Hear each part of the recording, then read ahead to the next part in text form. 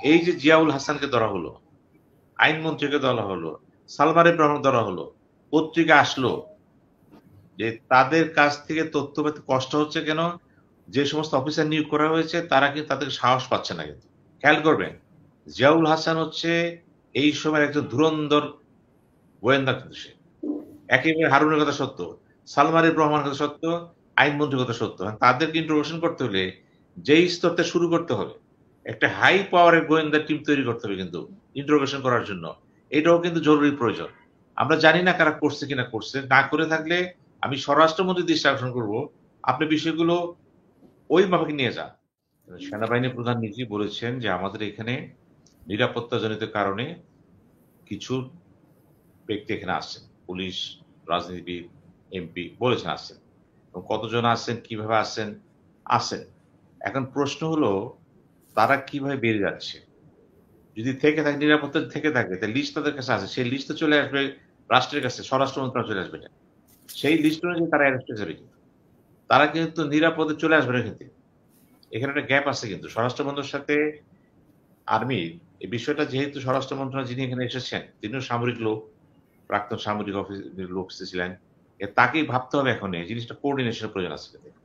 আপনি যখন সেনাপ্রধান ঘোষণা করে দিলেন তারা আমার এখানে আসছে, বিভিন্ন ক্যান্টনমেন্টে তারা আছে, লিস্ট আছে, থাকলে আপনারা কি করবেন, এখন তো নিরাপত্তা যদি রাখছেন, তাহলে আপনারা সরাসরি তাকে পুলিশের কাছে হস্তান্তর করে দিবেন নিরাপত্তা সহকারে।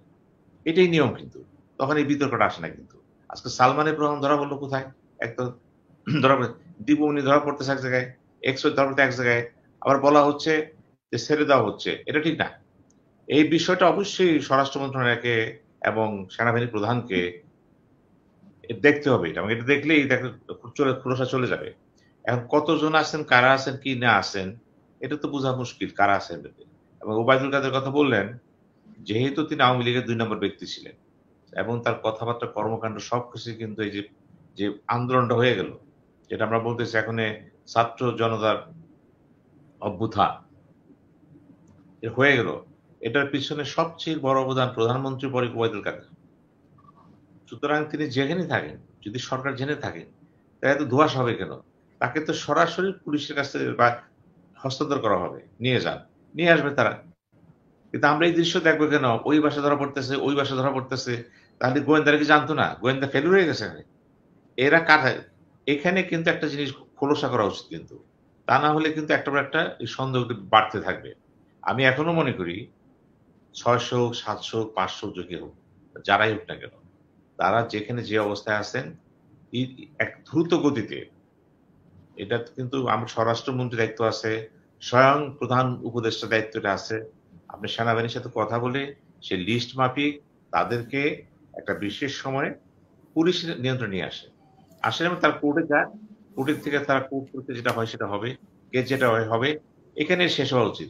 তা না হলে প্রতি মুহূর্তেই কিন্তু ধ্বংসতার সৃষ্টি হতে থাকবে। এটা আমরা চাচ্ছি না। ধন্যবাদ। আপনি কি মনে করেন যে আমাদের গোয়েন্দা সংস্থা এতই দুর্বল যে তারা কোথায় আছে জানতে পারছে না, নাকি আমরাই তাদেরকে নিরাপদে রেখেছি?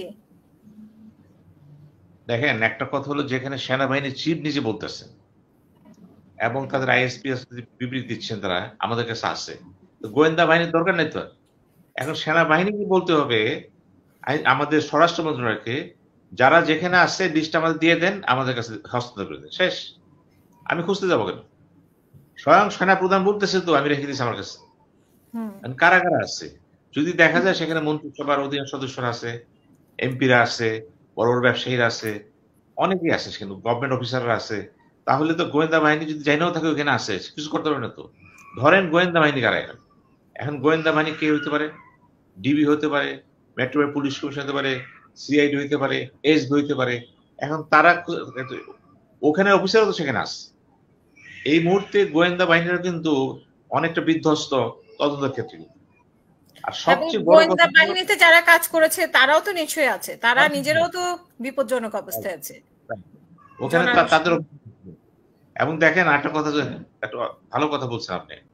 এই যে জিয়াউল হাসানকে ধরা হলো, আইনমন্ত্রীকে ধরা হলো, সালমান এফ রহমান ধরা হলো, পত্রিকা আসলো যে তাদের কাছ থেকে তথ্য পেতে কষ্ট হচ্ছে কেন, যে সমস্ত অফিসার নিয়োগ করা হয়েছে তারা কিন্তু তাদের সাহস পাচ্ছে না। কিন্তু খেয়াল করবেন, জিয়াউল হাসান হচ্ছে এই সময়ের একজন ধুরন্ধর গোয়েন্দা, কিন্তু সে একেবারে হারুনের কথা সত্য, সালমান এফ রহমানের কথা সত্য, আইনমন্ত্রীর কথা সত্য। তাদেরকে ইন্ট্রোগেশন করতে হলে যেই স্তরটা শুরু করতে হবে, একটা হাই পাওয়ারের গোয়েন্দা টিম তৈরি করতে হবে কিন্তু ইন্ট্রোগেশন করার জন্য।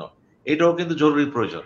আমরা জানি না কারা করছে কিনা করছে, না করে থাকলে আমি স্বরাষ্ট্রমন্ত্রীর দৃষ্টি আকর্ষণ করবো, আপনি বিষয়গুলো ওই মাফিক নিয়ে যান, যে তাদের সাথে যে, কারণ এইখানে দেখার ব্যাপার আছে, আওয়ামী লীগ 15 বছর ক্ষমতা ছিল, তাদের প্রচুর বেনিফিশিয়ারি আর্মিতে আছে, পুলিশ আছে, গোয়েন্দা বাহিনীতে আছে, এবং সেই ক্ষেত্রে কিন্তু তদন্তটা খুব স্লো হয়ে যাবে। কিন্তু অনেকে কিন্তু বেনিফিশিয়ারি আছে, তো দেখা গেল যিনি প্রত্যক্ষ পরোক্ষ বেনিফিট লাভ করেছেন তার কাছে সালমান এফ রহমান পড়ে গেছেন, আইনমন্ত্রী পড়ে গেছেন, যে তিনি অনেক প্রশ্ন করতে পারবেন না। কিন্তু এই ক্ষেত্রেও কিন্তু একটা বিশেষ হাইলি টেকনিক্যালি কোয়ালিফাইড উচ্চ পর্যায়ের গোয়েন্দা টিম গঠন করে জয়েন্ট ফোর্সে করতে হবে, যাতে ইন্টারোগেশনটাতে সত্যিকারের চিত্রটা বেরিয়ে আসে।